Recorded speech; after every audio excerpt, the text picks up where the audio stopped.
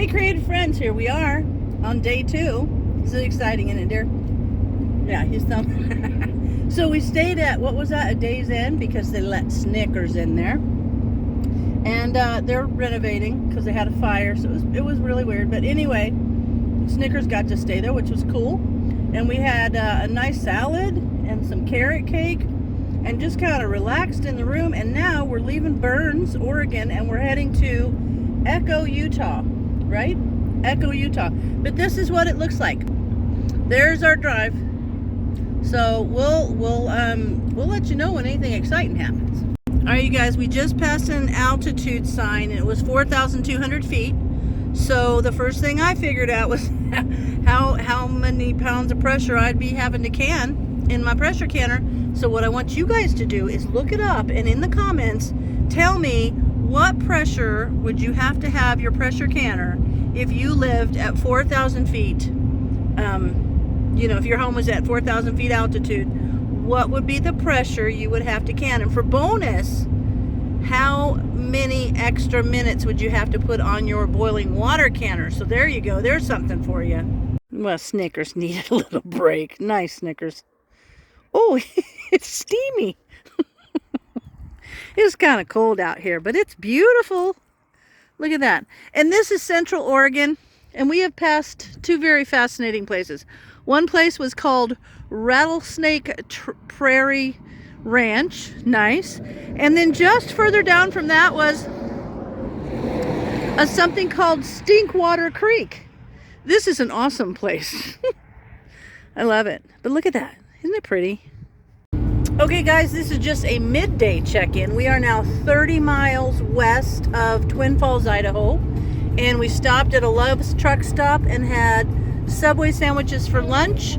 But this is the view. Off in the distance, you can see mountains, but we'll get there. But I wanted to show you, I'm working on my pot holder, my hot pad, my pie, like this one that one. I'm making my blueberry one. I already made another one, but I'm making this one because I am one of those people who can crochet or knit or draw or read or whatever in a moving vehicle. So I consider myself blessed on that because I never get bored. This guy just keeps driving. Okay, you guys, I have come up with a new thing. This is called not crocheting, but car-shaying. But you're in a truck. Oh no, truck shaying. I don't know.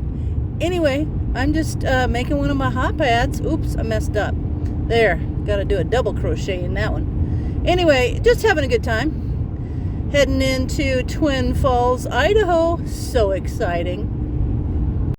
Now we're into some really pretty kind of rolling hills with snow. It's kind of really pretty. I like it. We're going to get out of a rest stop up here, and maybe Snickers can play in some snow. That'll be fun. So this is one of the reasons why on trips like this, I think it's so important, if you can, to have something like OnStar. Like we have the OnStar in here. We also have, what do we have? Like maps so that we can get directions. And we also have Wi-Fi, which is great because if you don't have cell phone service, you can still communicate with people. But about 2 miles ago, we were driving along, and down in the median, in the culvert between the east and west sides of the freeway, there was a little silver car that looked like it had run off the road.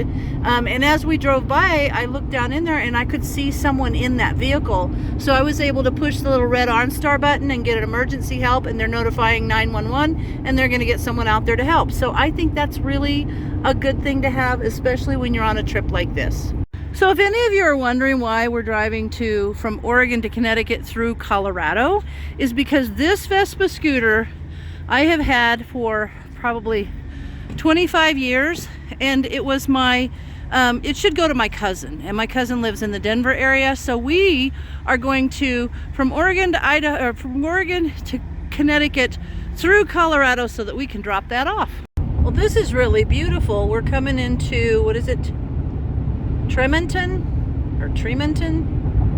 and the mountains are just pretty. It's just really pretty. A whole bunch of houses over there. So I'm always interested when we go into a new town and I see all of a sudden, like on the outskirts of this, look at that speed limit, 80 miles an hour. It's crazy.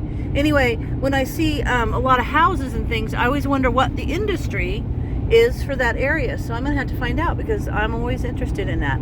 But it's so pretty.